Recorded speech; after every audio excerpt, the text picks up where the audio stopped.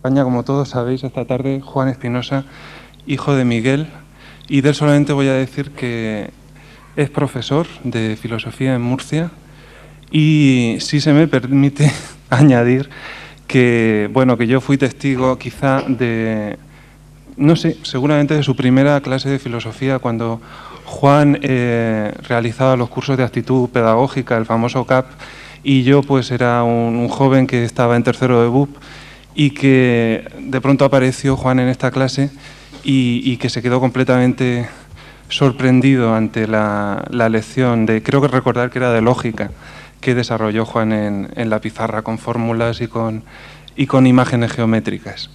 Por lo tanto, simplemente dejo la palabra a Juan y quién me iba a decir a mí que después de 12 años iba a tener el orgullo y la suerte también de darle la palabra a Juan y de escucharle como todos ustedes y como todos vosotros con la gran expectación con la que estamos todos. Muchas gracias, Juan, por venir y bienvenido. Si quisieras un poco de agua, que me la ponga. Amigos, haré una pequeña introducción primero y luego combinaré de forma no sistemática recuerdos de mi padre, de situaciones vividas con él, sobre todo pertenecientes a mi época de niñez, de la infancia, con la descripción de algunos rasgos de su carácter. De su actitud ante la escritura y el texto y de sus libros hablaré muy poco.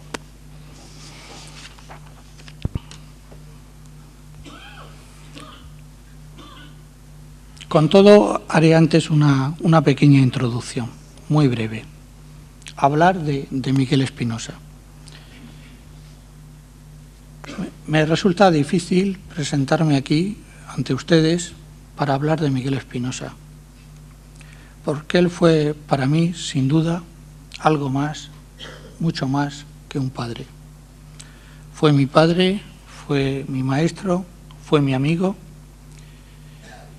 y yo diría que en virtud de un íntimo y misterioso acuerdo entre los dos, en virtud de una mutua vocación, yo diría que en cierto sentido Miguel Espinosa llegó a ser mi hijo. En cierto sentido, claro. Siento la necesidad de comunicar esta intuición, aunque me veo incapaz ahora de aclararla y desarrollarla como idea. Permítanme, pues, que, una vez dicha, no dé más razón de ella. En realidad, él era la atmósfera que me rodeaba y el elemento en el que yo me desenvolvía.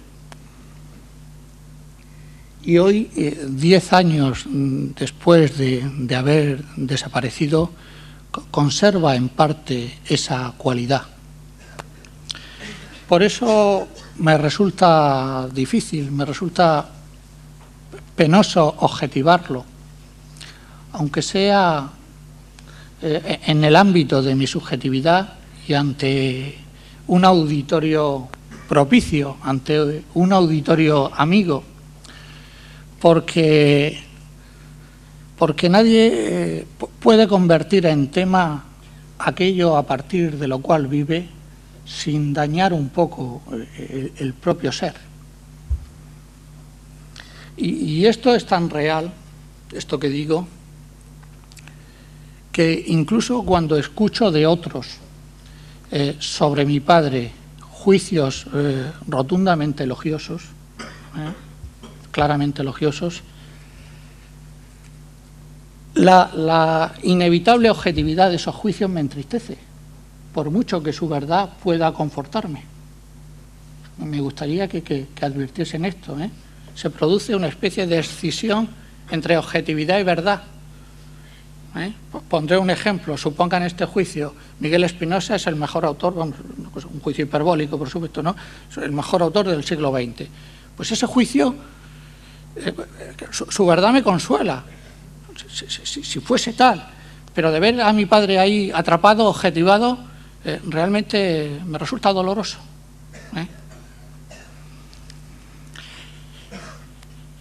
Pienso entonces, a veces pienso, esto en algún sentido, digamos, es casi una locura, llegar a pensar esto, que únicamente me daría satisfacción completa aquel juicio acerca de mi padre cuya verdad fuese tal que, digamos, por la fuerza del espíritu contenido en ella, quedase abolida, quedase anulada toda objetividad. Entonces, en ese juicio, digamos que el conocimiento sería vida, con lo que se haría presente, salvada, la persona de Miguel Espinosa. Pero claro está, semejante juicio no está al alcance de hombre alguno. Ningún hombre puede hacer ese juicio.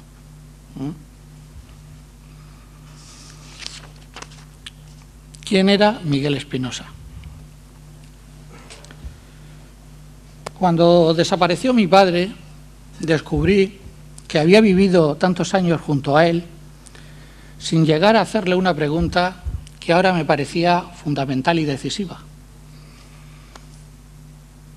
La pregunta decía: ¿quién eres tú? ¿Quién eres tú?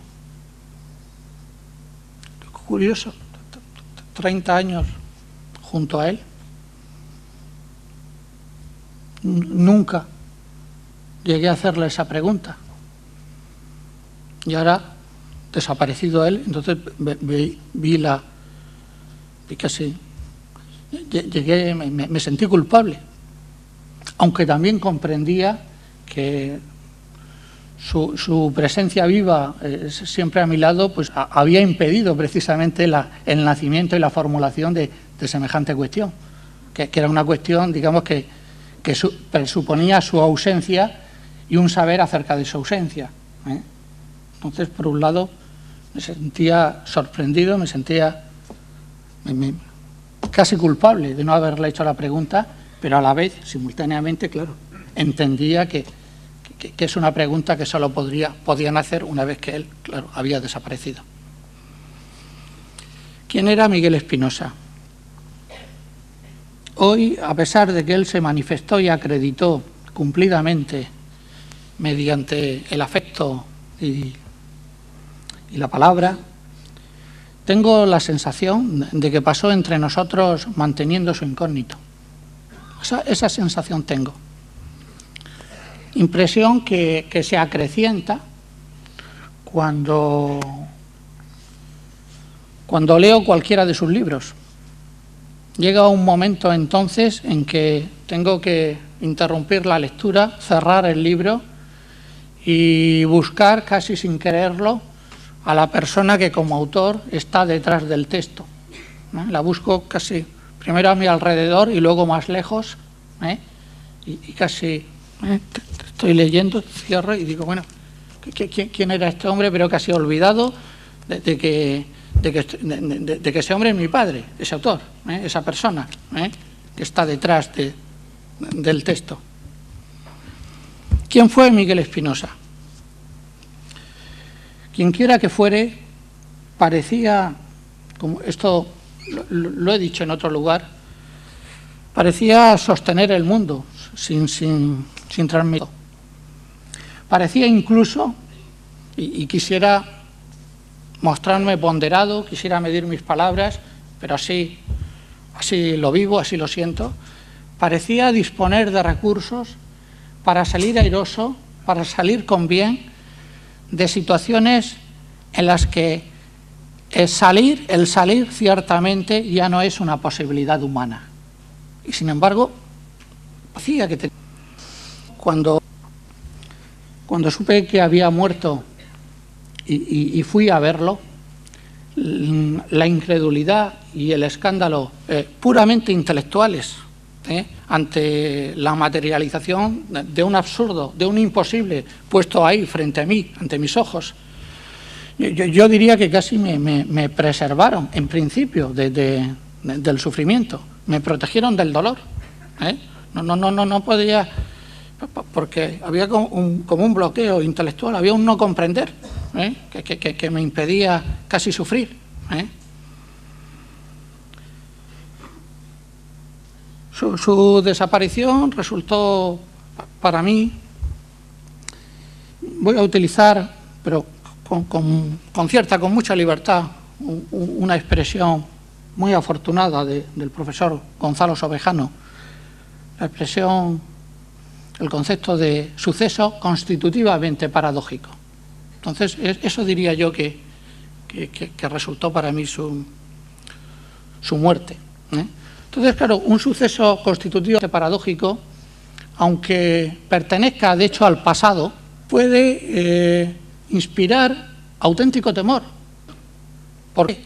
Porque pertenece al futuro y a cualquier tiempo, en virtud de su peculiar naturaleza. Me gustaría que reparasen ustedes, porque les estoy hablando del pasado. Parece que lo mantenemos con el pasado, puede ser nostalgia, de melancolía, de desesperación, pero no temor.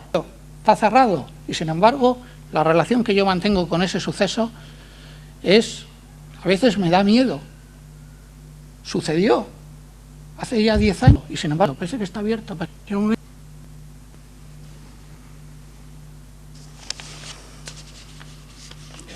Bien, esta es la que había escrito. Y entonces, como he dicho antes, pues voy a combinar rasgos de mi padre, pues con de determinadas situaciones, ¿no?, que viví con él. Por supuesto, no pretendo agotar, qué locura, la riqueza de su persona, ni siquiera diseñar un esquema de ella. Simplemente, pues, escribir y encontré más facilidad en formular estas cosas que otras, que a lo mejor son más importantes, pero no pude hacerlo. Bien. Entonces yo hablaría del sentido del misterio, como un rasgo a considerar en Miguel Espinosa, como un rasgo destacable en él, propio de él. Mi padre poseía un profundo sentido del misterio, percepción que servía de fundamento a lo que llamaré su seriedad irónica, la seriedad irónica de Miguel Espinosa. Me gustaría que tuviesen presente, que retuviesen esta expresión, porque para mí es casi como una categoría. Si yo algún día, no sé, escribiese un libro sobre mi padre, si pudiese hacerlo, podría ser un buen título, ¿no? La seriedad irónica. Un título o un subtítulo, pero a lo mejor debería aparecer esa expresión en el libro. Bien, él, en efecto, experimentaba la realidad como misterio, es decir, como un ámbito imponderable e inconmensurable en cuyo seno subsistían y adquirían sentido y valor serenamente todos los seres y todos los sucesos, un ámbito que dejaba abiertas todas las cuestiones. Esa me parece que podría ser una buena, en principio, aproximación a la noción de misterio, por su propia naturaleza tan difícil, ¿no?, de apresar. Para él el misterio no se aclaraba sino poniendo de manifiesto su condición misteriosa. Entonces, me gustaría reparen en esta paradoja. El misterio se aclara justamente cuando brilla su condición misteriosa. Eso es aclarar el misterio. Otra cosa es profanarlo. No lo aclara, lo único que haces es pisotearlo, profanarlo. Ahora bien, Miguel Espinosa era demasiado serio para asentar su seriedad sobre unos principios o leyes universalmente válidas que descansaran a su vez en un sistema o estructura acomodable a la razón. Mi padre sentía que el mundo no es un sistema, sino misterio. Sabía también que el hombre serio, apoyado en sus principios, adquiere la rigidez cómica de una estatua en su pedestal. Por eso la seriedad estaba en él remitida y referida al misterio. Pero la gravedad, cuando tiene por fundamento y objeto el misterio, se determina como distancia irónica. La ironía aquí carece, a mi juicio, de raíces estéticas e intelectivas. No depende, en modo alguno, del sentido de lo cómico y de lo risible. Resulta más bien de una especie de freno o de limitación interna que la seriedad realiza sobre sí misma en atención al misterio. Creo sinceramente que desde la noción de seriedad irónica, entendida como esta peculiar actitud de compromiso con las cosas y de simultáneo distanciamiento de ellas, cabe iluminar buena parte del mundo intelectual, afectivo y moral de Miguel Espinosa y desde luego la totalidad de su universo literario. Y si no, escuchen. Entenderse como contemporáneo de los griegos, desterrado en el tiempo. Presentar la verdad de manera indirecta, a través de voces cínicas, como los mandarines o como Camilo, el gozante. Y querer convertir en problema de todo hombre la cuestión de Damiana y de Lucía. Querer transformar en calamidad pública, en desastre del mundo, una conmoción puramente personal. Todo esto solamente es posible desde una seriedad así, desde una seriedad irónica.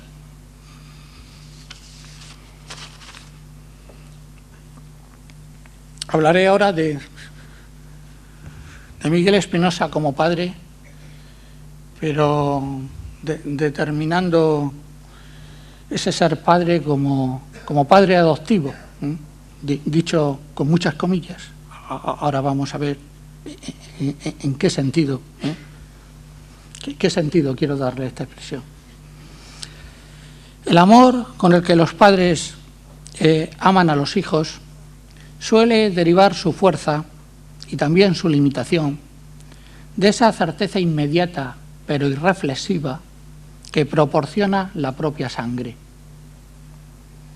Operando desde semejante instancia, a menudo los padres desarrollan una peculiar ceguera en relación con la auténtica figura de los hijos, en relación con sus verdaderos intereses y necesidades, y esgrimen y ponen en juego un derecho que conoce pocos límites, lleno de exigencias para con los hijos. Y rara vez, esto es lo más curioso, lo más extraño, y rara vez, al obrar así, los buenos progenitores pierden la buena conciencia, porque, en su opinión, qué mejor intérprete del ser y la circunstancia del hijo que el instinto del padre. Ellos piensan así. Por eso no les quita el sueño, su conducta. Pues bien, yo diría que en relación conmigo, Miguel Espinosa encontró energías, tuvo coraje para dejar en suspenso la potencia oscura de la sangre, vínculo equívoco y exigente. De esta manera, el afecto con que amaba pudo hundir sus raíces serenamente en la claridad, haciendo posible la manifestación de mi persona. Miren ustedes, yo no he venido aquí a poetizar ni a hacer frases. Entonces, si digo que el afecto con que Miguel Espinosa amaba hundía sus raíces en la claridad, yo quisiera pedirles que pensasen, que intentasen pensar eso. No es una frase. Entonces yo lo formularía así. Entonces, al hundir el afecto, las raíces en la claridad, entonces hacía posible que yo me manifestase, mi ser se manifestase con toda limpieza, con toda nitidez. Su sentimiento natural por mí no lo tradujo así en un derecho de parentesco. Por más que me esfuerzo, no consigo recordar una sola circunstancia en la que me ordenara o prohibiera algo. El consejo, las sugerencias, las consideraciones humorísticas ocupaban el lugar de los mandatos. Nunca se dirigió a mí con imperio, ni siquiera con autoridad. Y ya desde la niñez, yo comprendo que quizá esto resulte inverosímil, increíble, pero ya desde la niñez yo me vi, yo me sentí tratado por él en pie de absoluta igualdad. Siendo un niño, ya vi eso. Ciertamente me dejó ser niño, porque alguien podría pensar, bueno, esta forma de tratar a un niño, en el fondo, objetivamente, le está haciendo violencia, porque está a lo mejor acelerando su crecimiento, y está distorsionando y desvirtuando su realidad de niño. Entonces, ciertamente me dejó ser niño, y yo lo fui del todo, pero no por eso me mantuvo en una situación de minoría de edad. En fin, su amistad desinteresada y su respeto por mi independencia fueron tan reales que para comprenderlos yo y para podérselos expresar a ustedes, tengo que valerme de un mito. Tengo que valerme de un mito. Pero aquí la imagen mítica no falsifica la historia, al contrario, intenta mostrarla en su verdad, en su esencia. Entonces es como si en un tiempo anterior al tiempo y en un lugar exterior al espacio hubiéramos sido presentados el uno al otro por alguien con autoridad suficiente, con poder bastante para decirle a él, mientras me señalaba a mí, este será tu hijo. Y es como si él se hubiera sometido de buen grado a ese mandato. Y entonces me hubiera acogido en su casa con todos los privilegios y todas las prerrogativas de un hijo, pero haciendo dejación de cualquier derecho fundado en la paternidad, resignando todo derecho fundado en la paternidad. Entonces esto es, paradójicamente, lo mejor que yo puedo decir de mi padre en este profundo sentido, que me trató como si me hubiera adoptado.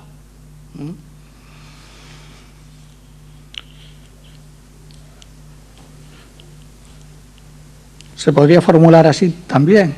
Es decir, que habiéndome dado la vida, me trató como si yo fuera anterior a ella, como si yo fuese espíritu. Esto es difícil, esta operación, de verdad, hacerla con un hijo. Es muy difícil.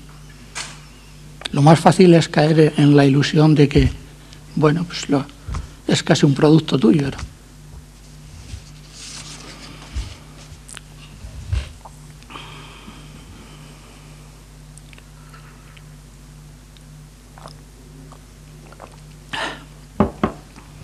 Quisiera ahora tratar otro rasgo de su persona que me parece notable, que es lo que he llamado en alguna entrevista de estas que han aparecido en estos días, el relativo olvido o desconocimiento de sí en que, a mi juicio, vivía mi padre. En esa entrevista yo he dicho que es como si la identidad de su persona no descansase tanto en una relación consigo mismo, como en una referencia a otras personas y al mundo. Y esto es, y entonces, viendo así, ¿no?, su persona, entonces sí me explico como, digamos, el prodigioso sentido de la realidad que tenía y el interés y la curiosidad extraordinarios por el prójimo. Parece que cuando la identidad de una persona es una referencia, claro, al prójimo, ¿no?, a otras personas y al mundo, entonces uno sí se lo explica. Estos son, claro, son ideas algunas un poco difíciles de formular, de transmitir. También he llegado a decir, es como si él fuera, digamos, una persona pero que careciese de yo.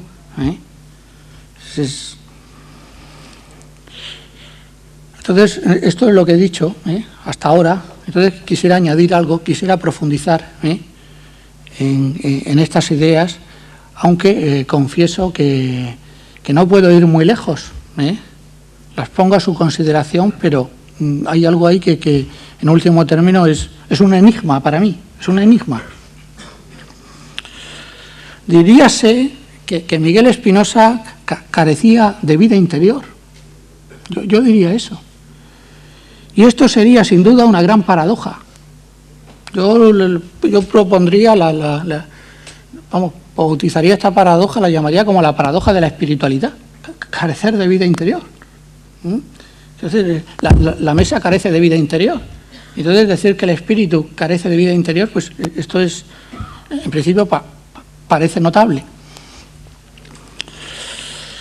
A Miguel Espinosa, en efecto, no se le veía, yo al menos no lo veía, maniobrar dentro de un espacio psíquico-mental, perdiéndose en rincones y laberintos, o jugando con el mundo.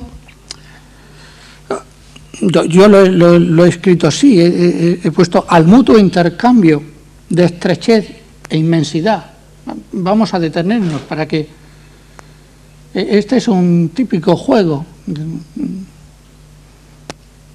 idealista, romántico, existencialista, un yo estrecho y enfrente un mundo inmenso. Y entonces pues se ensayan distintas estrategias idealistas, románticas, para un poco esa condición de inmensidad que tiene el mundo, adquirirla, ¿no? Para la conciencia. Entonces yo a él no lo veía moverse allí, ni perderse en ningún laberinto interior, ni querer conquistar para sí esa inmensidad del mundo. Es como si su manifestación no recordaba la exteriorización de una interioridad. Él se manifestaba y, sin embargo, no te daba la sensación de que había ahí algo dentro. Pues, y aquí es donde reside, ¿no? Lo más importante, pues yo diría que operaba desde una especie de punto inextenso, sin dimensiones. Entonces, eso era... Entonces ya no hay ni dentro ni fuera, es un punto no tiene dentro ni fuera. Quizá por eso, para cada circunstancia, mi padre, con carácter inmediato, tenía criterio. Esto es muy importante, para cada circunstancia y con carácter inmediato, él tenía criterio, como si su entendimiento no dudase, ni su voluntad vacilase. Al menos, insisto, no se veía, quiero decir, desde fuera el espectador no veía ninguna duda ni ninguna vacilación.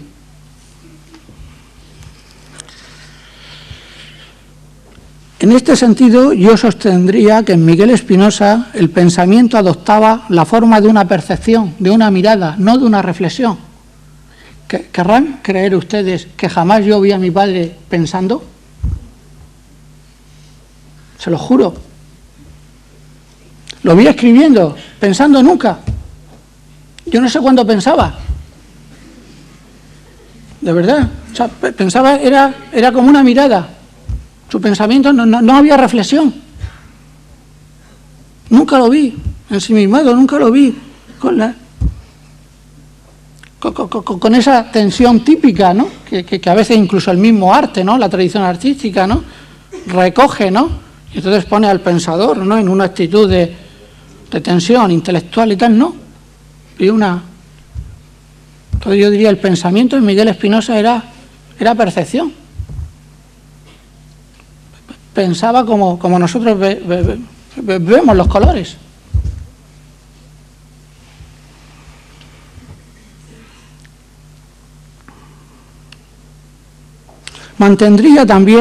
Yo mantendría también que él careció de auténticos conflictos, es decir, de desajustes producidos por el desacuerdo y la lucha consigo mismo. Sin embargo, quiso el cielo, cuidado, que encontrase en su camino tremendos obstáculos y resistencias, tremendos. Pero yo no lo recuerdo como un hombre... digamos, en lucha, ¿no? En desacuerdo consigo mismo y en lucha, no. Tiene esa disponibilidad, y entonces, y esa proyección al mundo exterior donde efectivamente quiso el cielo que ponerle tremendas resistencias. Entonces, Entonces, esto quiero matizarlo, digo, él no tenía conflictos, pero allá va resistencias, allá va obstáculos. Casi me atrevería a decir que sus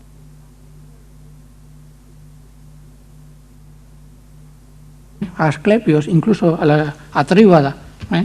Entonces, ¿hasta qué punto todo ese mundo afectivo de verdad son estados interiores de un yo o son contenidos emotivos del mundo?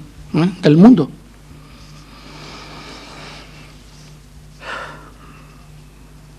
Ya les he anticipado que no podía ir muy lejos en esta investigación y que realmente el asunto mismo, ¿no?, era enigmático para mí, entonces no puedo proseguirlo.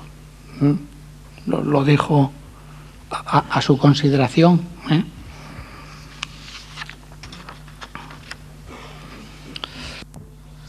Voy a hablar otro rasgo que me parece, importante, ¿no?, que debe ser subrayado, es la teatralidad de Miguel Espinosa.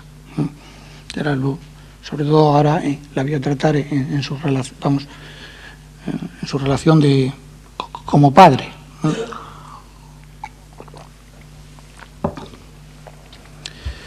Lo que he afirmado anteriormente en relación con su condición de padre adoptivo puede y debe ser visto desde otro ángulo.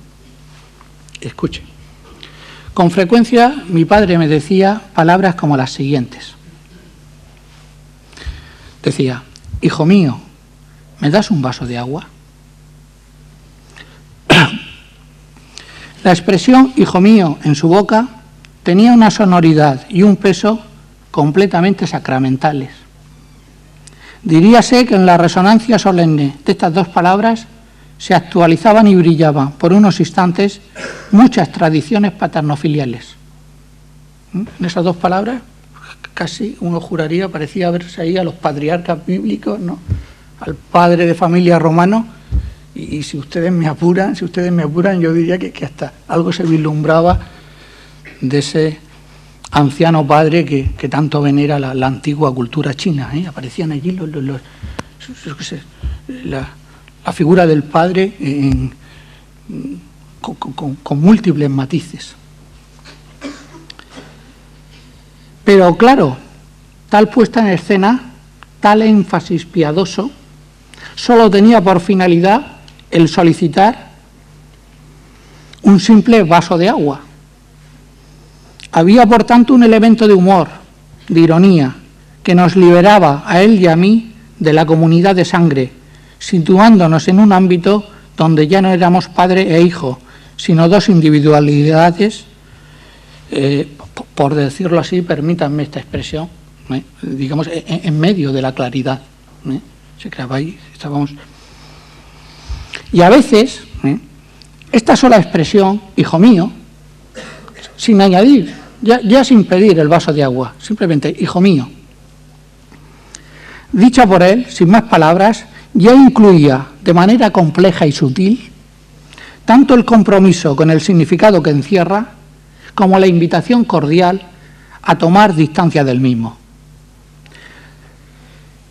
La relación padre-hijo era, pues, algo que pertenecía a la naturaleza sagrada de las cosas, pero también era una libre convención adoptada por nosotros. Eran las dos cosas.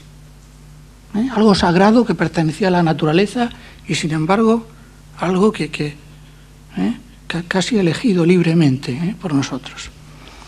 Y es que Miguel Espinosa exageraba teatralmente la piedad de vida entre padre e hijo para convertir esta relación en arte. Sí, intensificándola por un lado y objetivándola por otro, él hizo auténtico arte de la relación padre-hijo. Eso es es una de las cosas que yo diría, si tuviera que sintetizar y me pidiera una fórmula, yo diría, él hizo auténtico arte de la relación padre-hijo.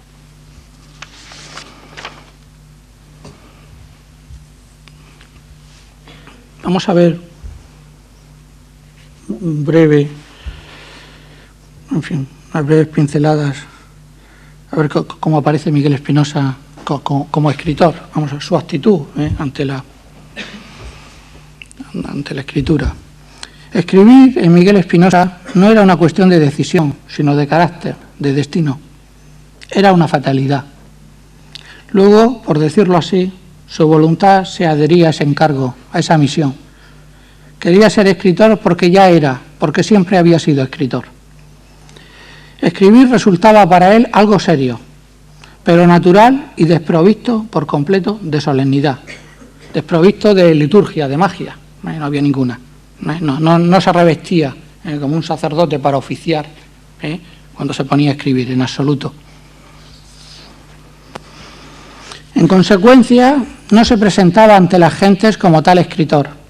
Tampoco se rodeaba, cuando cogía la pluma o se sentaba ante la máquina, de una estética o decorado que propiciase la inspiración. Todo retiro poético le parecía sencillamente ridículo. Todo retiro poético. Ni siquiera requería unas ciertas condiciones de trabajo. Lo hacía en medio de un desorden generoso. Trabajaba en medio de un desorden generoso, sin horario fijo, con el bullicio casero como fondo, y siempre dispuesto y a aplazar lo que llevaba entre manos en atención a nosotros.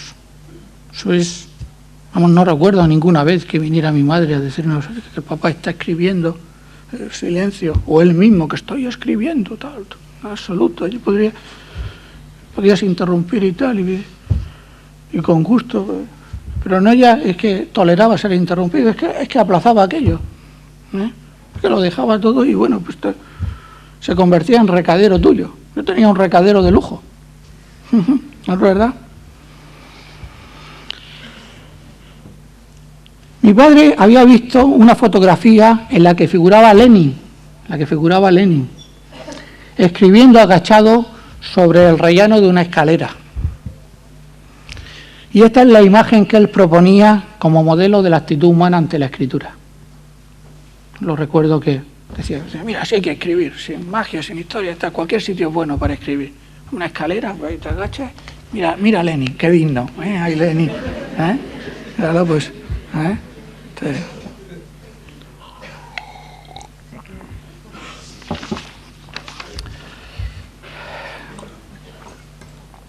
Vamos a hablar ahora un poco de la dialéctica, una palabra pedante, horrible, de la relación, mejor, una palabra más llana, más sencilla, entre sabiduría e inocencia en Miguel Espinosa. En Escuela de Mandarines, con el título de El niño perdido y hallado, Miguel Espinosa recrea un pasaje famoso de los Evangelios.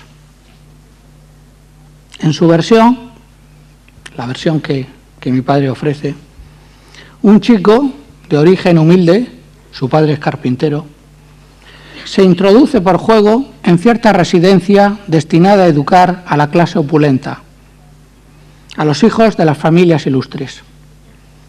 Durante 3 días, su presencia en las distintas clases no es advertida por ninguno de los preceptores, pues el niño muestra un rostro sereno, sabe urbanidad, sabe gramática y sabe retórica.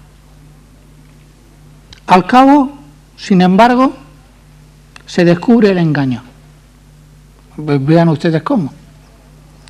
Precisamente a la hora de la instrucción religiosa, porque nuestro pequeño, que tantas cosas sabe, no sabe rezar a la diosa, ignora cómo relacionarse con la divinidad, con el ídolo de los otros niños. Y entonces cuando advierten los preceptores que se trata de un niño ajeno a ese colegio, a esa residencia, no sabe rezar, no sabe los rezos que... La potencia simbólica de esta parábola alcanza a su propio autor, porque el texto constituye una metáfora insuperable de la vida de mi padre. El niño, el joven Miguel Espinosa, mostraba, por cierto, un rostro sereno, sabía urbanidad, sabía gramática y sabía retórica, pero no sabía rezar a la diosa. Bajo la imagen de la diosa están representados sin duda el régimen franquista, la universidad y la Iglesia españolas de la posguerra, pero también, no se olvide, los poderes de este mundo. Miguel Espinosa, cuando experimentaba la vida, no perdía la inocencia. Por eso nunca supo rezar a la diosa.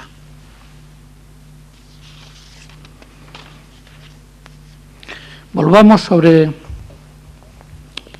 la teatralidad de Miguel Espinosa, pero ya en relación con una situación muy concreta, y es jugando conmigo al ajedrez, de pequeño.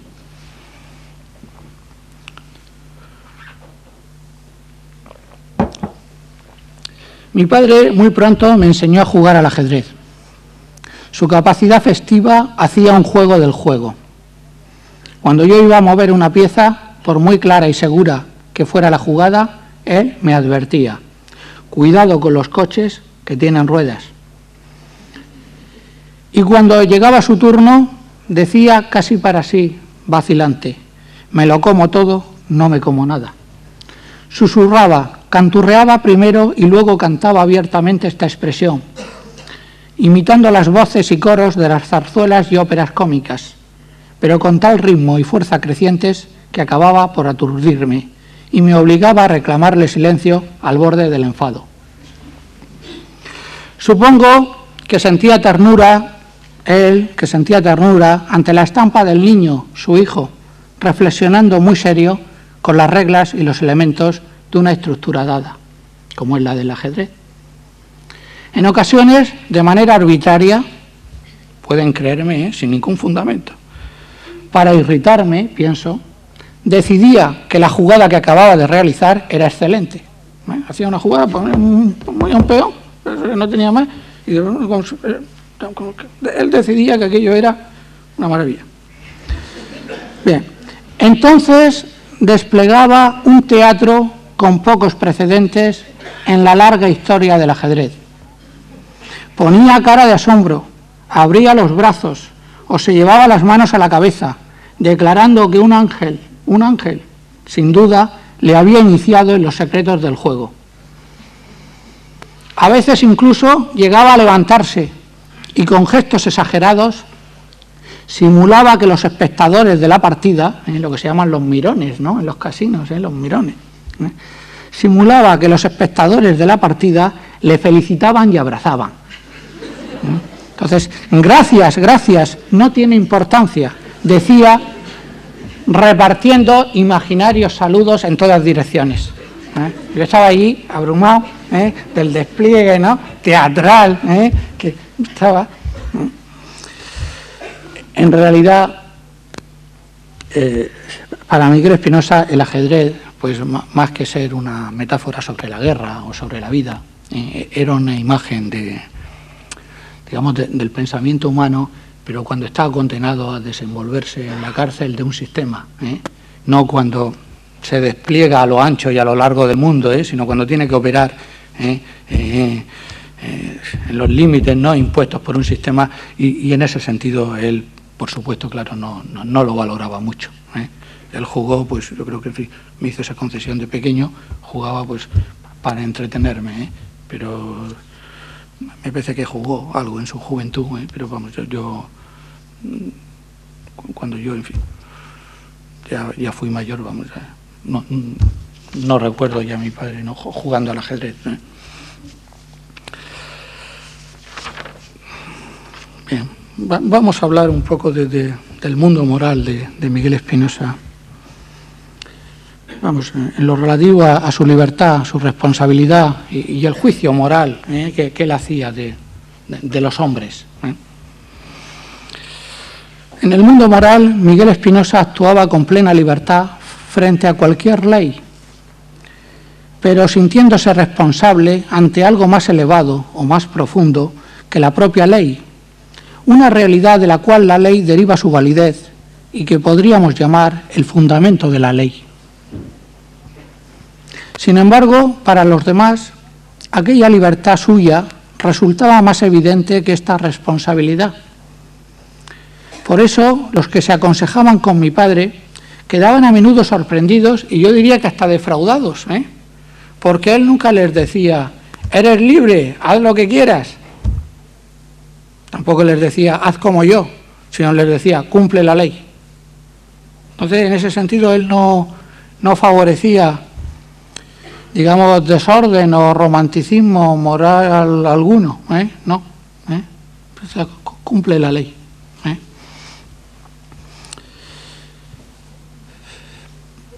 Miguel Espinosa fue fiel a su saber acerca del bien y del mal. Fue fiel a la razón y al conocimiento que la razón tiene sobre lo que es honesto y deshonesto. Desde esa instancia juzgó a los hombres y a sus personajes también, son juzgados, estableciendo distinciones entre ellos. Pero nunca absolutizó tal saber. Esto sí es importante. Vean ustedes la reflexión, la consideración que hace.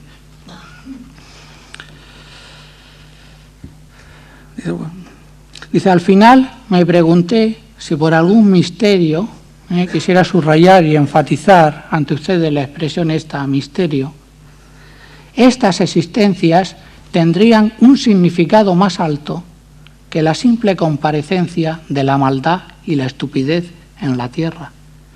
Pero no pude responderme y sentí abismarme en la zozobra. ¿Qué más puede hacer? Los juzga desde su saber del bien y del mal. Es fiel a ese saber, los juzga. Y es maldita gente, pero deja abierta esa puerta. ¿Qué más puede hacer? Porque sería una arbitrariedad. Entonces, querer, digamos, investigar la naturaleza del misterio, porque entonces dejaría de ser misterio. Entonces plantea el problema, hace la pregunta y por tanto le da una complejidad y un horizonte de ilimitada profundidad. Entonces ese juicio no es plano. Sí, es maldita gente, eso es figura, pero es una figura que se recorta sobre un fondo de ilimitada profundidad. Y sin embargo se dice, bueno, y les puedo garantizar que está el libro sembrado, ¿no?, en lugares estratégicos de consideraciones, de reflexiones de esta naturaleza y de este alcance. Y sin embargo se dice que es maniqueo.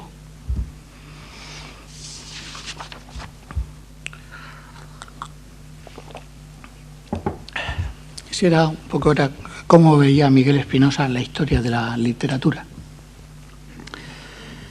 En cierta ocasión, un droguero, a quien mi padre conocía desde la infancia, le preguntó delante de mí en su tienda, en la droguería. Era una droguería que está enfrente que estaba enfrente de la casa donde vivíamos. ¿Qué, Miguel, ganas mucho dinero con tus libros? Esa fue la pregunta que le hizo el droguero. Y él, que nunca llegó a ganar nada, le contestó débilmente que sí, que algo se iba ganando. Se sintió muy incómodo y entonces, para salir del paso, así con la boca pequeña, como dice, ¿no?, dijo, sí, algo se va ganando, y entonces procuró casi irse. Luego, en casa, me dijo, encogiéndose de hombros, he tenido que mentir para simplificar, porque ¿cómo le explico yo a este hombre, al buen Carbonell, que así se llama, por cierto, el droguero, que los libros no se escriben para ganar dinero y que existe la literatura y la historia de la literatura? Miguel Espinosa tenía, esto lo sabe todo el mundo, se ha dicho, no soy aquí especialmente original, tenía la absoluta seguridad, la total certeza de que él formaría parte de esa historia. Sin embargo, no vivía de ilusiones ni de sueños de futuro, no era el soñador y no se complacía, no se mecía él, viendo ahí en el horizonte, ¿no?, del futuro, el éxito y tal. Sabía que sería reconocido, pero no se complacía, ¿no?, en eso. No vivía, repito, de ilusiones ni de sueños de futuro. Como tampoco hacía un ídolo de la fama póstuma. Y es que mi padre había convertido en objeto de permanente meditación la siguiente sentencia. Es una sentencia terrible, saben ustedes. Es una sentencia que alcanza incluso... cuestiona este mismo Congreso, es una sentencia tremenda. Escúchenla. Si Dios no existe, Cervantes no se ha enterado, ni podrá enterarse jamás de qué es Cervantes. Ahí acaba la sentencia. Si Dios no existe, Cervantes no se ha enterado, ni se va a enterar jamás de qué es Cervantes. En el fondo, esta idea distingue y disocia en Cervantes al sujeto real, de carne y hueso, que vivió, que escribió, que murió, del autor glorioso que es para nosotros. Y al hacerlo así, muestra la mentira y el engaño inevitables de la cultura, que cuanto más celebra un nombre, tanto más olvida a la persona designada por él.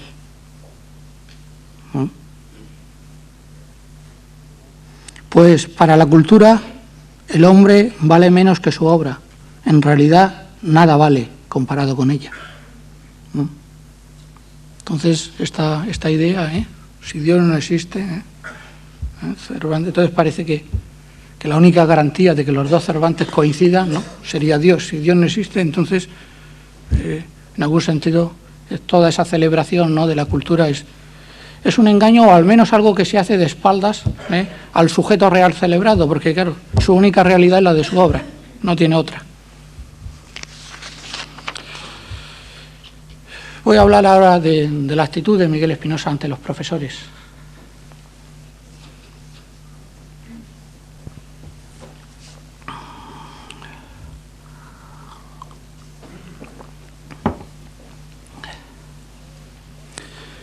Por su doble condición de artista y de maestro, Miguel Espinosa fue especialmente severo con los profesores. Era, en efecto, principio y doctrina reiterada de mi padre la ignorancia de estos hombres. Nadie debe ofenderse, yo soy profesor, o sea que tengamos todos paciencia, y permítanme acabar. Es que yo tenía miedo, digo, a ver si la gente se me levanta, al menos los profesores, yo soy profesor. Para el autor de La fea burguesía, la sinrazón humana se manifiesta en los profesores como afectación de saber. Ellos son sabios fingidos, cuya impostura plantea un problema moral y cuyo absurdo interno tiene efectos cómicos y a veces patéticos. Creo, sinceramente, como ya he dicho, que a nadie puede ofender tal punto de vista, pues su carácter tajante rebasa con mucho cualquier motivo personal. Por la misma razón, pienso que debemos guardarnos, esto es una tentación, comprendo que en la que se puede caer fácilmente, pero debemos rehusar, ¿no?, transitar ese camino. Pienso que debemos guardarnos de ofrecer explicaciones psicológicas al respecto, atribuyendo al autor prejuicios antiuniversitarios de origen biográfico. La ignorancia de los profesores tenía que ser condición y elemento constitutivo del universo literario de Miguel Espinosa por razones objetivas, por razones de peso, porque la verdad artística, como la verdad religiosa, se expresa mediante leyes que invierten sistemáticamente el orden convencional de las cosas y los valores de este mundo. Entonces, lo que para este mundo es sabio, lo que para el mundo es sabio, entonces para el arte, para el verdadero arte, para la religión, tiene que ser necio. Entonces, por eso tenía que aparecer como elemento constitutivo y como principio la ignorancia de los profesores. Pero claro, entonces, ¿qué hacemos aquí? Parece que estamos, es una aporía tremenda, ¿no?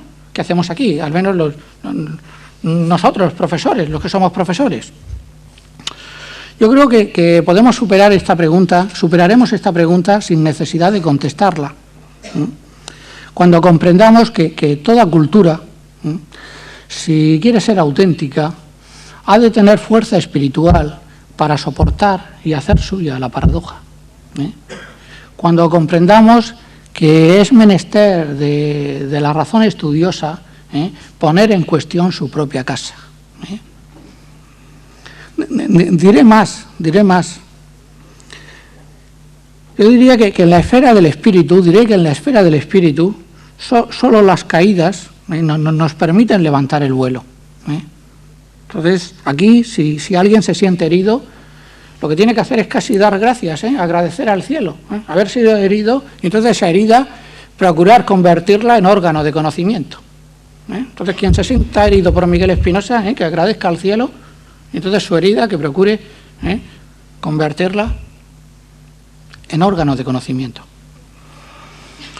Amigos profesores, reunamos pues en una misma meditación el fundamento y el abismo.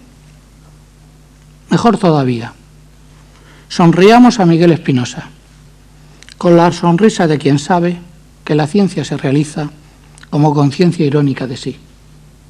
Yo creo que esta es la mejor actitud que un profesor puede adoptar ante Miguel Espinosa, sonreír, pero con la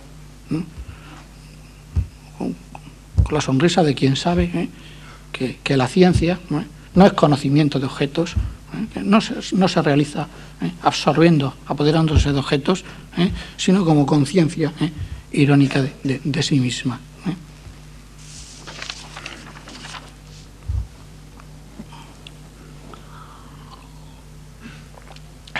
Voy a hablar un poco de Miguel Espinosa y su relación con Murcia, solamente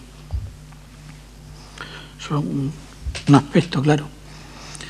Cuando yo era niño, mi padre me decía sobre algunos personajes de la actualidad murciana que parecían sacados de la sociedad que crucificó a Cristo, que parecían arrancados del Sanedrín.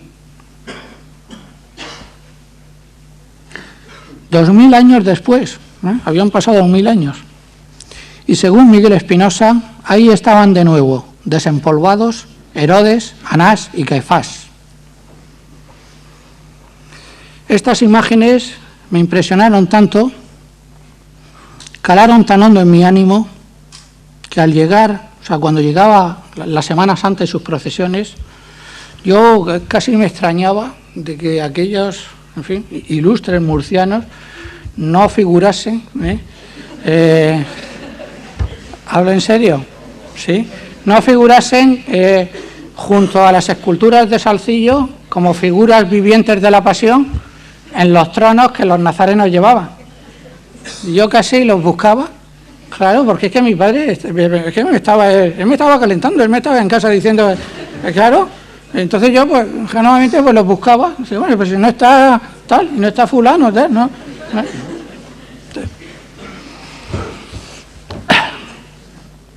Años más tarde, ya siendo yo un estudiante universitario, vi que Ernesto Renan, en su vida de Jesús, calificaba la malicia saducea como una maldad desdeñosa y solapada. Me parece dos calificativos para usted. Confieso también, yo no lo leí en francés, simplemente en la traducción. No sé las palabras que puede haber utilizado Renan, pero realmente me encantaron, una malicia desdeñosa y solapada. Entonces, recuerdo cómo mi padre, a propósito,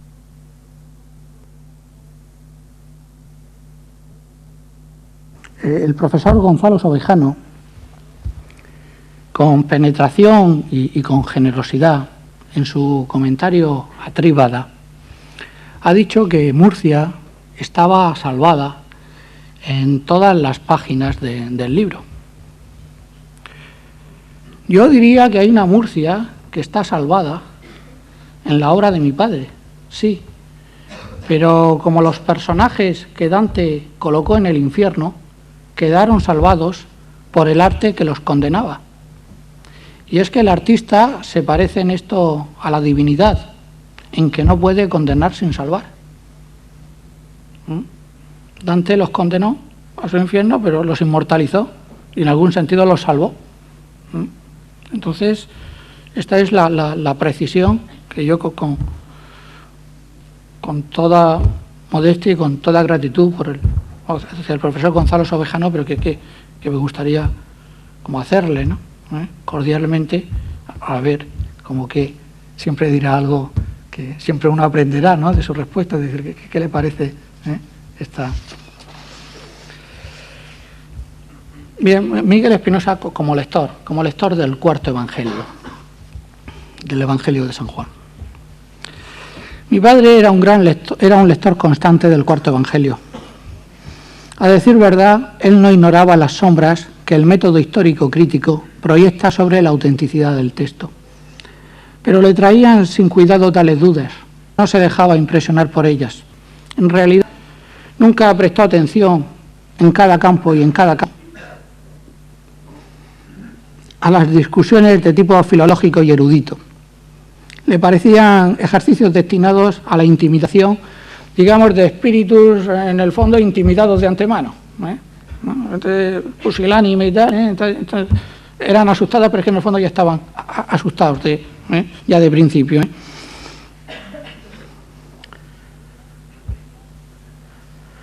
Sabía que quien cultiva tales saberes termina cayendo en la trampa de sus propias cautelas y prevenciones y, por decirlo así, es un decir, claro, pierde su alma.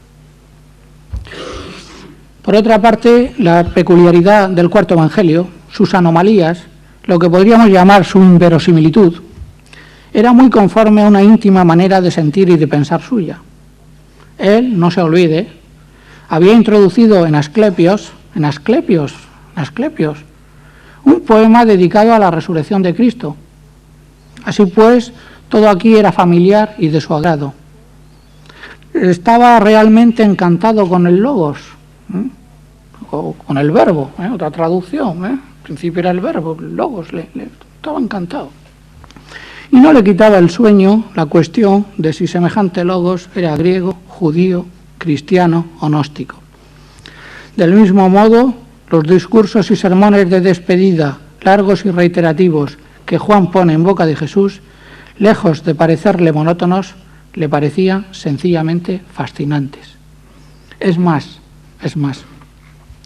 yo pienso que, aunque le hubieran demostrado, pero de manera fehaciente, la cualidad apócrifa del texto, del Evangelio, con esa palabra, como no era la palabra, tenía un rango inferior y no alcanzaba a ponerla en cuestión.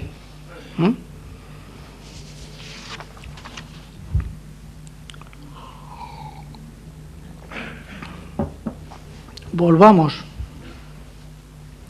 sobre la teatralidad de Miguel Espinosa. La sana teatralidad, porque él nunca te hacía víctima del teatro, al revés. Era un teatro, se llevaba al límite justamente para liberarte, para que no fueras víctima de ningún teatro. Miguel Espinosa explicaba la conducta de las personas que amaba, eligiendo entre todas las explicaciones posibles la más favorecedora. En realidad, proporcionaba explicaciones que no solo salvaban a los seres objeto de su afecto, sino que enriquecían el mundo al prestarle una irónica complejidad. Mi comportamiento siempre fue interpretado por él con arreglo a estos principios, a estos generosos principios. Pondré un ejemplo. Una vez me inscribió en cierta academia de estudios. Yo hacía entonces el primer curso de bachillerato, por enseñanza libre. Estuve allí en la academia una mañana o una tarde y ya no quise volver. No recuerdo en qué términos justifiqué, si es que lo hice, mi rechazo de aquello. Si di razones, debieron de ser razones muy simples, propias de un niño.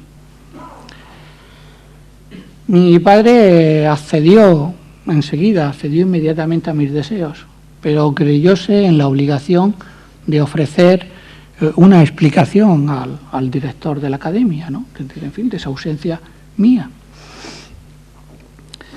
Pues bien, no se le ocurrió para decir otra cosa que esta. Lo que le dijo. Estamos hablando de un niño de primero de bachillerato, ¿no? Que dados los conocimientos, la sensibilidad, el método crítico y la cultura de su hijo, aquella academia, con sus profesores, alumnos y disciplina, resultaba insufrible un auténtico tormento para mi espíritu. Estamos hablando, insisto, de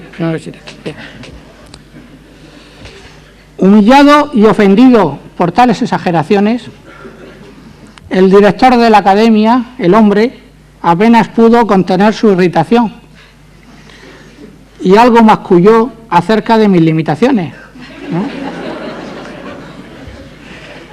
Dijo que, a su juicio, yo no volaba tan alto. Hizo bien, ¿qué demonios? Hizo bien, hizo muy bien el hombre. Pero ahora vamos a la interpretación, porque hasta ahora lo único que he hecho ha sido describir el hecho. Vamos un poco a profundizar en él. O sea, es muy difícil, reproducir el tono con que mi padre declaraba estas cosas y otras parecidas. Cuidado. Naturalmente, él estaba muy lejos de hablar en serio. Pero tampoco hablaba en broma.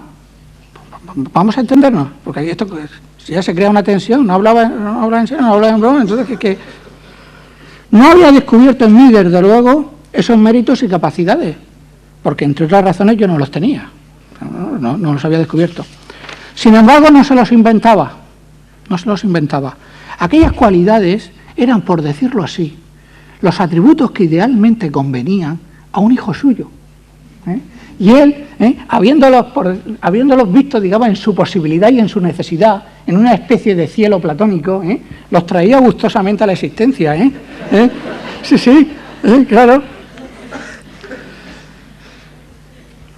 Los traía gustosamente a la existencia, como predicados ciertos de mi persona, para que, al menos en mi caso, el mundo real se adecuase a su esencia. Eso es lo malo, el mundo real nunca. Por un lado está la existencia, por otro la esencia, por uno lo real, por otro lo ideal. Entonces, para que en mi caso... Por otro lado, y esto es muy importante, me parece, tampoco había en la intención de mi padre menosprecio alguno de la academia. ¿No? Él proponía un mundo utópico en el que los niños sabían más que sus maestros y pensaba que el director, como profesional de la enseñanza, sabría agradecerle esta nota de humor que le liberaba por unos instantes de su oficio. Claro, entonces en el fondo lo que hizo es tratarle como un igual, claro, no de manera convencional, le trató como al director de la academia como un igual, pero claro, no tenía ningún sentido del humor.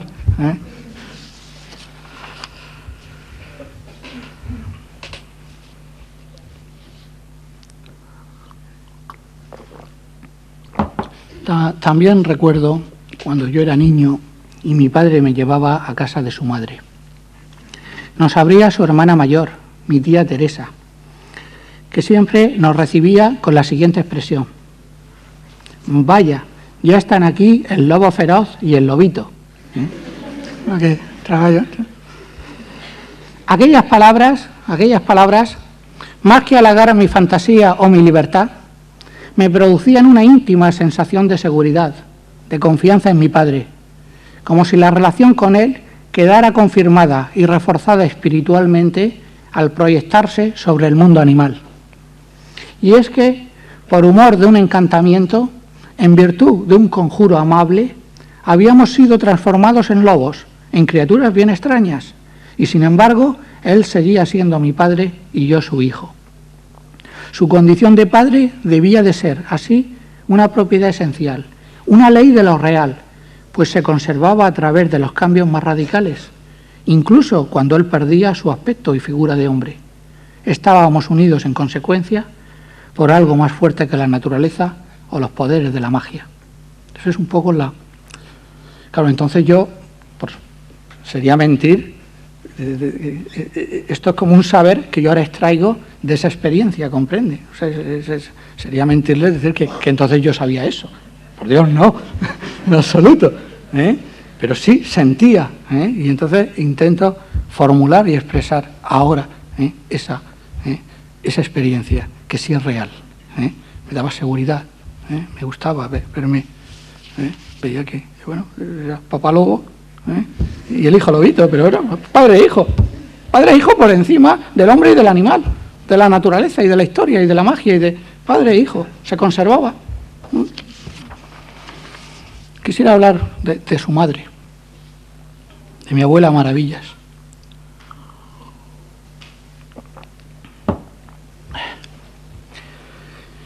Miguel Espinosa visitaba diariamente a su madre. Lo hizo mientras ésta vivió. Se sentaba junto a ella, le cogía una mano y le narraba las novedades del día. La ternura del mutuo reconocimiento con que se miraban y hablaban, siempre en voz baja, creaba un clima de incomparable intimidad entre ellos. Es verdad, ¿eh? Estaban en una salita de estar con mucho bullicio, éramos muchos y ellos estaban allí como confesándose, aislados, como en una nube, ¿eh? Una atmósfera de intimidad y de... Miguel Espinosa, las gentes lo saben, trató de manera extraordinariamente piadosa a su madre. A lo largo de su obra dejó testimonios de esta piedad. Y cuando ella murió, todos pudimos aprender, viéndolo a él, que el sentimiento de orfandad no tiene edad. Miguel Espinosa alabó de su madre la conformidad con la vida. Mi padre se refería naturalmente a la vida de ella. Yo pienso más bien que esta virtud de mi abuela tenía por objeto la propia vida de él. Mi abuela Maravillas, en efecto, estaba conformada con el destino de mi padre, con el destino de aquel hijo suyo cuyo ser no se acomodaba, no podía acomodarse al mundo. Se trataba de una conformidad serena, pero melancólica, pues ninguna madre puede ver con alegría cómo su hijo está llamado a chocar con determinados órdenes de cosas. Así, aunque ambos experimentaron no pocos apuros, ella nunca quiso forzar el carácter de mi padre para que él pusiera su capacidad al servicio de fines que le eran extraños. Entonces esto es lo que él siempre decía, hay que ver, mi madre estaba conformada con la vida, sí, estaba conformada con la vida, pero estaba, yo no sé si esto mi padre lo vio o no quiso verlo, estaba conformada o no pudo ver con la propia vida de él, con el destino de él. Una conformidad serena pero melancólica. Porque voy a hablar un poco del desorden económico en Miguel Espinosa, solamente dar un par de imágenes. He dejado caer la expresión apuros. La adversidad económica presidió ciertamente una época de la vida de Miguel Espinosa. Recuerdo cuando le embargaron, entre otras cosas, la máquina de escribir, que había pertenecido a su padre. Además, ya la perdió para siempre. Yo no he vuelto a ver, por supuesto, más esa máquina. Me estoy refiriendo a los años 60. Todavía me parece ver a los agentes del juzgado recorriendo la casa de mi abuela con el inventario de bienes en la mano. Y digo la casa de mi abuela porque a estas alturas él no poseía ya casa propia, ni siquiera en régimen de alquiler. Ni siquiera en régimen de alquiler, no tenía casa. A partir de entonces tuvo que ir a las emisoras de radio, Juventud y Popular, donde en algún despacho vacío le permitían mecanografiar sus papeles. En estas condiciones redactó la segunda versión de Escuela de Mandarines, la de los años 60, la del año 60. Y mi madre recuerda cómo el día en que nació mi hermana, está allí, el día en que nació mi hermana, los grifos de la casa, no les estoy hablando del teléfono, por supuesto no teníamos teléfono, ni siquiera de la luz, el agua. Los grifos de la casa aparecían precintados, ya que les habían suspendido el suministro de agua por falta de pago. Parece que había algún problema de tipo técnico que impedía el corte, porque afectaba a terceros, a otros vecinos. Entonces optaron por precintar los grifos. Ellos habían estado abasteciéndose de una cisterna situada en alto, pero ahora, con el parto, la situación se hacía insostenible. Mi padre, exasperado, rompió los precintos y quiso la casualidad que aquella misma tarde se presentara un inspector para comprobar el estado de los grifos. era muy escrupulosa, como ven ustedes, la compañía, ¿no?, del agua o el ayuntamiento, en fin, o quien gestionase eso. Aquella misma tarde se presentó un inspector y, en fin, pues mi padre tuvo que, en fin, que lidiar ese toro, ¿no? En fin, entonces, sí. Mi padre nunca maldijo el trabajo. Miguel Espinosa nunca maldijo el trabajo, pero sí maldijo el dinero. Se los puedo yo garantizar, sí maldijo el dinero. Cuando él hablaba del maldito dinero, el maldito dinero, yo, lo confieso, sentía un doble estremecimiento. Sentía un doble estremecimiento. Me atemorizaba el poder del dinero y me impresionaba la actitud de mi padre en su odio y resuelta impugnación de ese poder. Eran como dos principios, como una gigantomaquia casi, ¿no? Dos principios antagónicos. Por un lado el dinero y mi padre maldiciéndolo, y me daba miedo del dinero, y si no miedo de mi padre no me daba, pero sí me impresionaba esa actitud suya, ¿no? De todas formas, sería conveniente que nadie confundiera en relación con estas cosas la explicación que yo doy con la que ofrecía el propio Miguel Espinosa. Mi padre era demasiado irónico para darse importancia presentando el desorden económico como retribución, digamos, de una pureza intelectual y moral suya, ¿no? Como si dijera, fíjate lo que me pasa, porque yo soy tan puro, yo soy tan listo, soy tan bueno, que entonces mira el mundo como me trata. Entonces, él prefería interpretarlo como resultado de diversos azares, de lo que él llamaba su mala cabeza. Entonces, a veces pues decía así, tal, cuando recordaba, enjuiciaba, ¿no?, aquella época, y entonces decía, no obstante, él se sabía esa expresión suya, un hombre de destino, y así lo decía cuando era menester.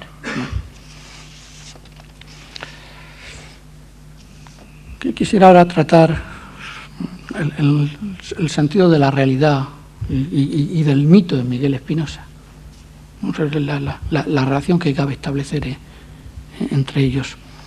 A propósito de su mala cabeza,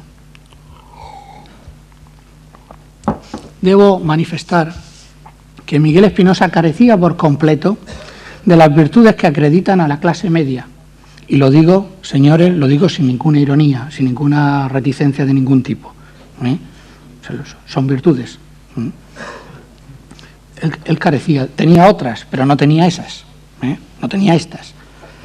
El honor del trabajo y la profesión, el orden del ahorro y la previsión, el respeto a las normas, la discreción, el culto a la familia, la indignación moral, etcétera, etcétera.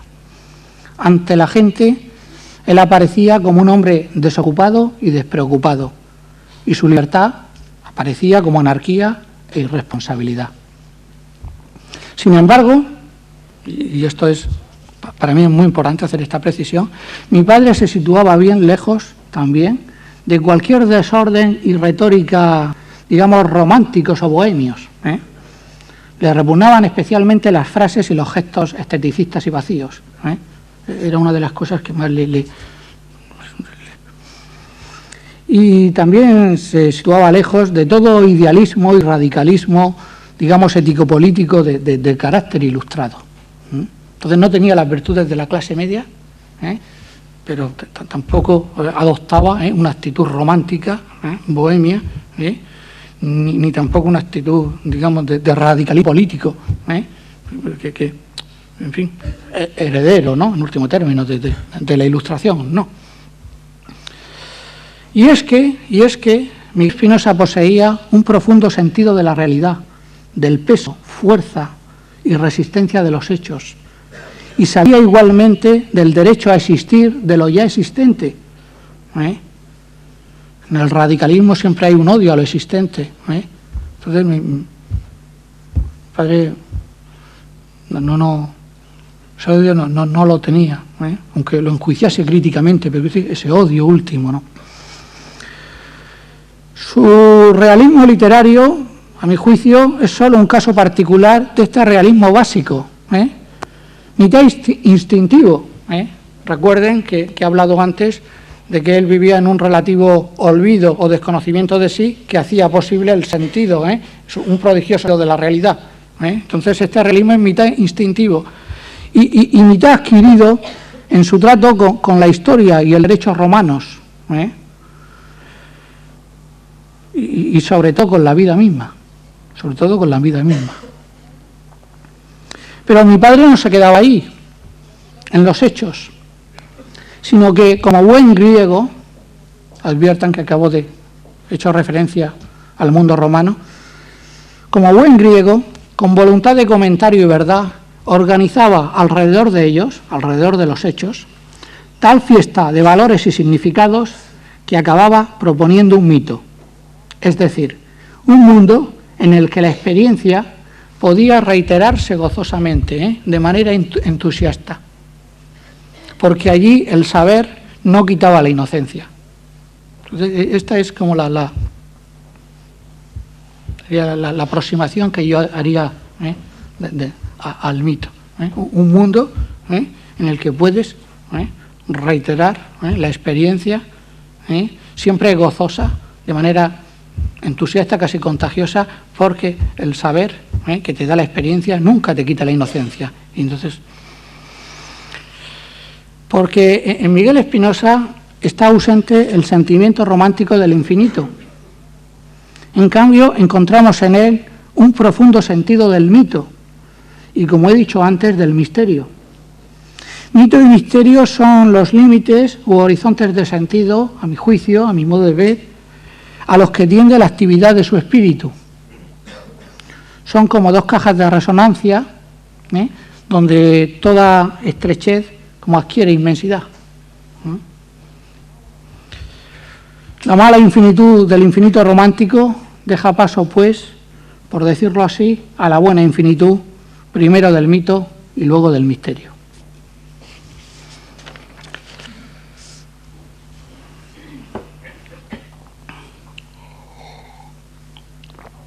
Volvamos otra vez a su vida desordenada desde el punto de vista de la conciencia burguesa, y insisto, y aquí conciencia burguesa no tiene ninguna significación peyorativa en modo alguno, es puramente descriptiva. Volvamos a ese desorden de Miguel Espinosa. Miguel Espinosa ejerció multitud de actividades sin identificarse con ninguna. Les diré que mi padre no era capaz de levantarse antes de las 12 o de la 1. Entonces, adviertan cómo eso condiciona una vida, que es en el mundo moderno. Eso lo determinó por completo. Si el milagro es que pudiera... ¿Quién se puede tomar en serio? Quiero decir, profesionalmente, ¿no? En el mundo del honor, como antes hablaba, ¿no? Del trabajo y la profesión. Un hombre que como muy temprano se levanta a las 12. Una cosa... Es notable cómo esta su ausencia de compromiso con la profesión origina en su obra una falta de ocupación de los personajes por entrega al lenguaje y un auténtico descrédito de los oficios y profesiones. En la obra de Miguel Espinosa hay un descrédito de los oficios y de las profesiones. En la escuela de mandarines y en la fea burguesía todavía se salvan algunas actividades de tipo, algunas humildes actividades de tipo artesanal o comercial, pero en Tríbada esta tendencia se lleva al límite.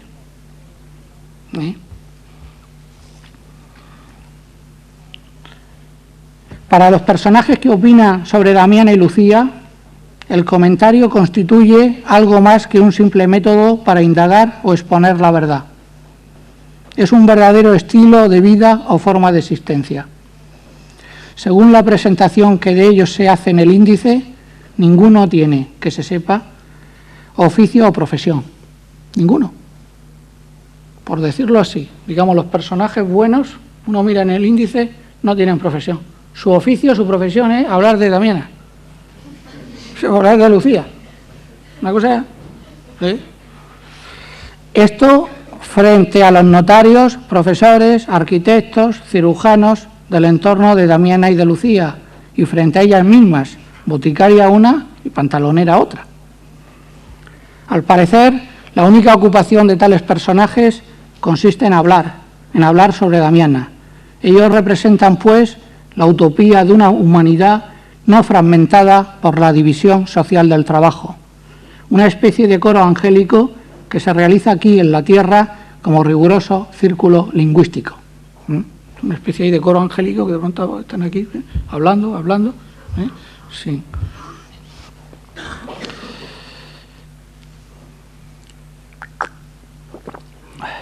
He dicho antes que Miguel Espinosa carecía de la virtud del ahorro y la previsión. Les diré que por ejemplo, no teníamos seguro médico de ningún tipo, ni público ni privado, nada. Menos mal que pasó nada, porque como están los médicos, no teníamos, y no cotizaba a ninguna mutualidad. Vivía pues a la intemperie,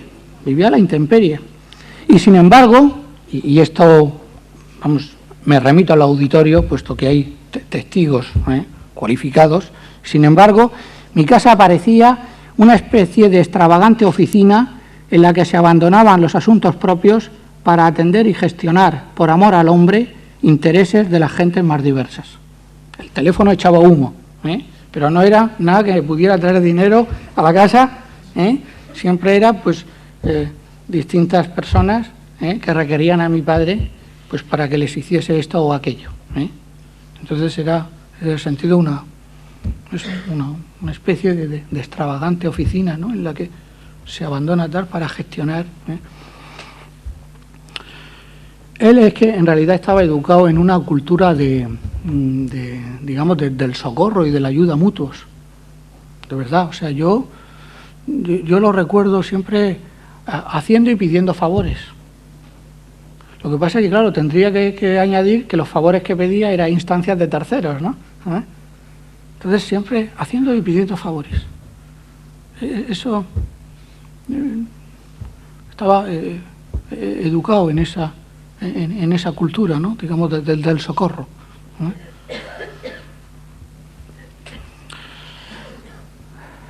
Desde esta libertad suya, digamos, reforzada o alimentada o potenciada por la seguridad que le daba su saber jurídico, o sea, por un lado había esa tendencia, prefiero hablar de libertad, ¿no?, más que hablar de tendencia anarquizante o a tal, no me parece preciso, mejor esa libertad, pero por otra parte tenía la seguridad que le daba su conocimiento de las leyes. Pues él relativizaba muchos reglamentos y ordenanzas de la administración. Entonces así no respetaba los plazos. Yo creo que jamás ha respetado un plazo, madre mía. Desde las categorías y los principios de la llamada ciencia literaria. Ateniéndome a ella, yo diría que nos hallamos ante libros de ficción, sí, pero en los que no se inventa nada. Son libros de ficción, pero no se inventa nada. Ante libros realistas, que sin embargo nos llevan más allá de lo existente. Hacer ficción sin inventar nada y hacer realismo yendo más allá de lo existente, esta es la fórmula, ¿no?, que a mi modo de ver expresa, digamos, casi científicamente, aunque no sin cierta tensión conceptual, digamos, la peculiaridad o la naturaleza de su obra. Pero dejando ya al margen, digamos, la crítica, la ciencia literaria, yo diría que nadie debe olvidar que cada uno de estos libros se procura su propio derecho. Cada uno de estos libros se procura su propio derecho. Que se trata de textos dotados por su autor de una especie de gracia justificante. Repito la expresión, gracia justificante. Y yo diría que lo mejor que podemos hacer con ellos, en realidad lo mejor que podemos hacer con ellos es heredarlos. Ellos nos conciernen como un legado atañe a sus herederos. Y les voy a decir una cosa, En la vida cotidiana uno puede rechazar una herencia, porque puede, como saben ustedes, puede traer más deudas que no puede traer ningún beneficio. Pero en el mundo del espíritu no. En la esfera del espíritu, digamos, quien rechaza una herencia queda situado fuera de sí mismo.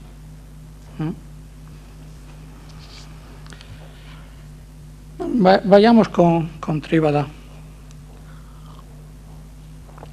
Yo creo que muestra discernimiento quien valora a Trívada por encima de cualquier otra obra de Miguel Espinosa. Miren ustedes. Escuela de Mandarines es un libro que mi padre fue a buscar, por decirlo así, con todo el tiempo del mundo, disponiendo de todo lo... libro que... Trívada, en cambio, es un libro que le salió al encuentro y que fue escrito por él en el modo del apremio, de la desnudez y de la publicidad. Pero se trata aquí de un apremio, de una desnudez y de una publicidad tan extremos, tan radicales, que parecen propios de los últimos días, como si anticipasen el juicio final. Y sin embargo yo les diría una cosa, es un libro escrito en el modo de la desnudez y de la publicidad, y sin embargo es un libro lleno de decoro, pero claro, de un decoro superior. Hay gente que se escandaliza. Sin embargo es un libro lleno de decoro, pero claro, tenemos que ver ese decoro superior que está ahí, apareciendo. Y es que Trívada ha sido redactada al margen de las reglas de prudencia que regulan las relaciones entre la vida y el arte. Me gustaría, permítanme que repita la expresión, porque para mí, al menos, es muy importante. Trívada ha sido redactada al margen de las reglas de prudencia que regulan las relaciones entre la vida y el arte. Sin embargo, no es un libro insensato, ni desde el punto de vista vital, ni desde el punto de vista estético.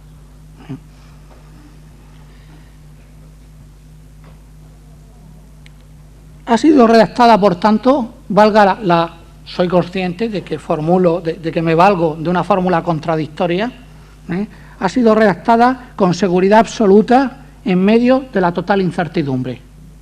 Sí, es una fórmula contradictoria, pero a veces el pensamiento está obligado, viene obligado a expresarse así.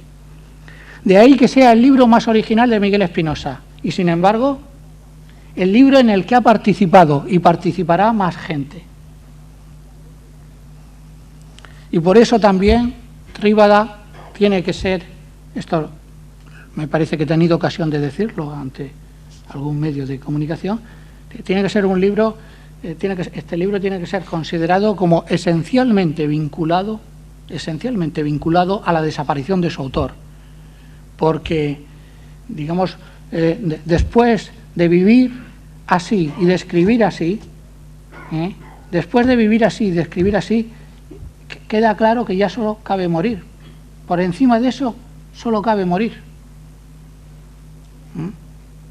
Y quiero hacer una precisión, porque alguien podría decirme, bueno, pero todas estas cosas que estás diciendo presiden la génesis del libro, pero en el libro no están. No, están en el libro. Están en el libro. Cuando digo que ha sido escrita en el modo... Es que eso se ve en el libro, es que son cualidades objetivas del texto. Yo lo digo de Miguel Espinosa, pero lo puedo decir de los personajes de Miguel Espinosa. Y vale lo mismo, porque saben ustedes que hay una unidad existencial, una semejanza de esencia entre el autor y sus personajes, al menos en el caso de Miguel Espinosa. Entonces no es que yo esté, digamos, no sé, digamos como fascinado por las circunstancias, ¿no?, de carácter biográfico que dieron pie al libro. Sí, eso es importante, pero es que en el mismo libro se ve esa desnudez, esa publicidad, ese apremio en los personajes. O sea, cuando lo digo de Miguel Espinosa, porque lo tengo, por decirlo así, más cerca, pero vale lo mismo dicho de sus personajes. Bien, terminaré con dos con dos cosas. Solo diré dos cosas para terminar. Miren ustedes, mi comunidad con él fue tan positiva y satisfactoria que a veces me pregunto si no faltó algo entre nosotros para que esta unión alcanzara, digamos, una plenitud gozosa. O sea, hay veces que fue tan positiva, tan satisfactoria, que me pregunto, bueno, en el fondo no faltó algo. Entonces, a decir verdad, casi lamento no haberme enemistado con él en algún momento. Echo de menos un elemento de negatividad, de conflicto y distanciamiento pasajeros, que hubiera dado una indudable profundidad a nuestra relación. Llego a pensar así, con envidia, en la figura del hijo pródigo, que se separa del padre para recobrarlo al cabo en una experiencia total de consuelo y restitución.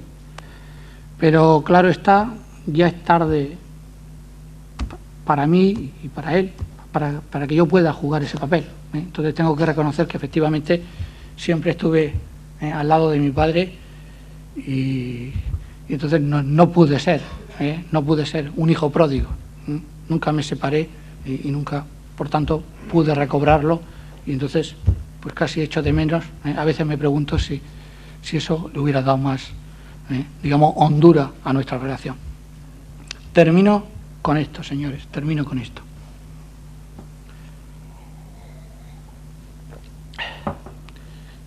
Miguel Espinosa murió en el curso de una asamblea de cierta mutualidad de seguros agropecuarios que él había constituido, que él había creado y de la que era asesor jurídico. Mi padre estaba siendo objeto de continua y arbitraria exclusión por parte del presidente de la entidad. Por eso había redactado, la tarde anterior a la reunión, un escrito dirigido a los mutualistas, en el que denunciaba los hechos y que terminaba así. Así terminaba. Comillas. Por último, pido a la Asamblea ser escuchado. Fue lo último que escribió, porque al día siguiente, cuando iba a hacer uso de la palabra, su corazón no resistió la circunstancia. La Asamblea no pudo oírle. Pues bien, este congreso significa y prueba que Miguel Espinosa está siendo escuchado por la Asamblea, pero no por aquella triste asamblea de ganaderos, sino por la Asamblea verdadera, por la Asamblea de todos los hombres. He terminado. Muchas gracias.